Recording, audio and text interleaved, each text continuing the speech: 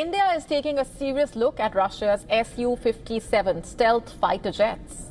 At least 2 squadrons could be on the table, and New Delhi reportedly is weighing a Russian proposal to manufacture them in India, just as it did earlier with the MiGs and the Su-30 MKI.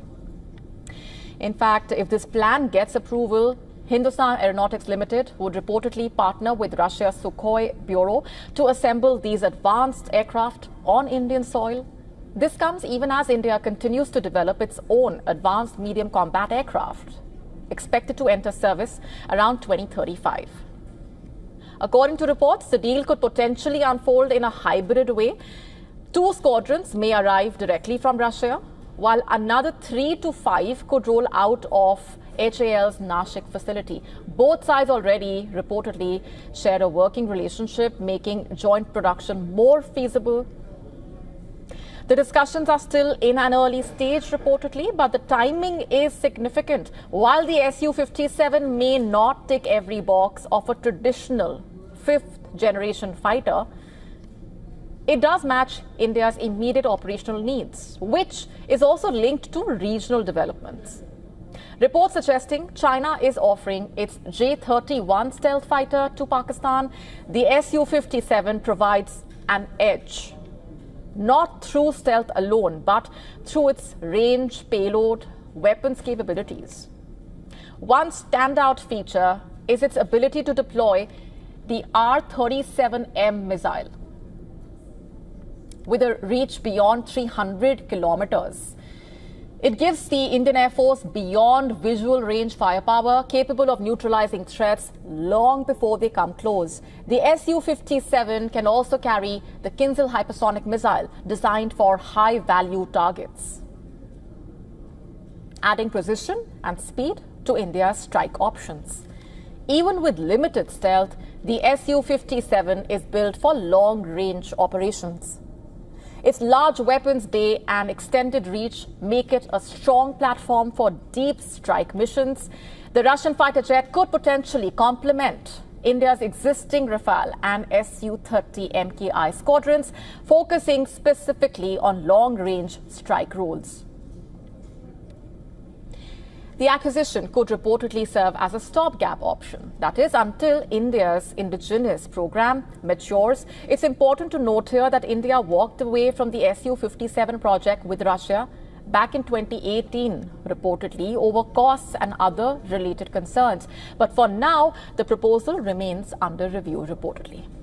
Switching gears for now, Pakistan cricket is plunging into crisis. Hammered on the pitch, humiliated off it, cricketing legend Imran Khan has unleashed brutal fire on the country's team, its bosses and the generals running the show.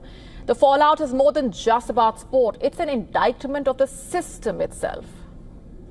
Pakistan's only World Cup winning captain and former Prime Minister Imran Khan's satirical firestorm from jail has left the PCB, the army and the team itself in ashes. Once feared for raw pace and unpredictable brilliance, Pakistan cricket is now known only for humiliation.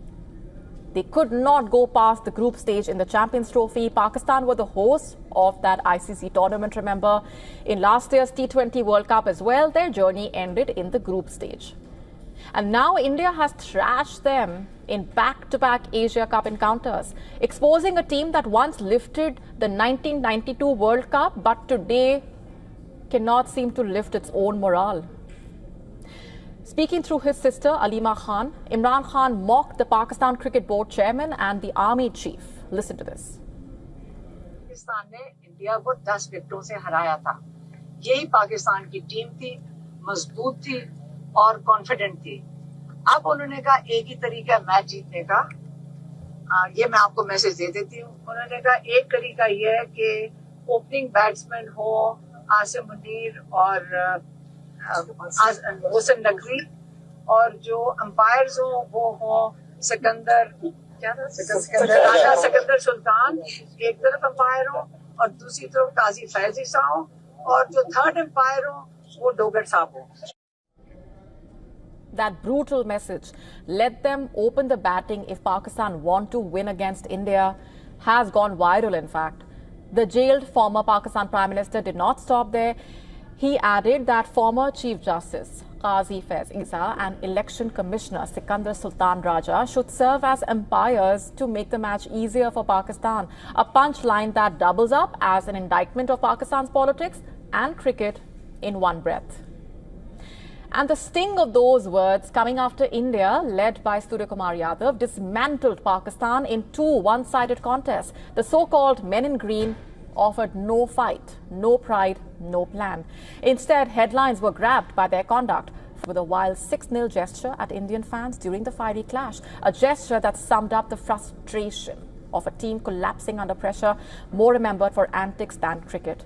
The state of Pakistan cricket mirroring its politics, chaotic, directionless, run by men with power but no plan. Fans are furious. Legends stand embarrassed. And the world is watching a proud cricketing nation crumble in full public view. Imran Khan's roast is more than just satire. It's a wake-up call. Pakistan cricket is on life support, and the people running it are making sure the patient does not recover, it seems. The Asia Cup defeats have dragged the curtain back on an empire of mismanagement, arrogance, lost pride. Tonight, a nation mourns not just the loss to India, but the erosion of its dignity and the hollowing out of what cricket actually once meant. Russia is moving fast to develop its own satellite internet service that could rival Elon Musk's Starlink. Roscosmos, Russia's space agency, is pushing forward at a rapid pace. It aims to launch a new constellation of low Earth orbit satellites that are designed to deliver broadband internet across the world. Dmitry Bakanov, who is the newly appointed head of Roscosmos, shared this update during an interview on Russian TV. He revealed that test satellites are already in orbit and the country is modifying its production models to meet this ambitious goal. Now, Starlink is no small competitor with more than 8,000 satellites in orbit. It has become the world's largest satellite network. It is offering critical internet service in some of the most remote and hard-to-reach parts. Bakanov admitted that Roscosmos had some catching up to do. Previously, they missed out on early opportunities to collaborate with Musk. In fact, Russia's space officials famously dismissed Musk back in 2002 when he tried to buy a missile for space launches. But now Russia is determined to turn the page. Bakanov emphasized that the country is moving away from the inertia of the past and working hard to bring in fresh talent and ideas. He even reflected on the lessons learned from the failed Luna 25 mission, which tragically crashed during its moon landing attempt last year.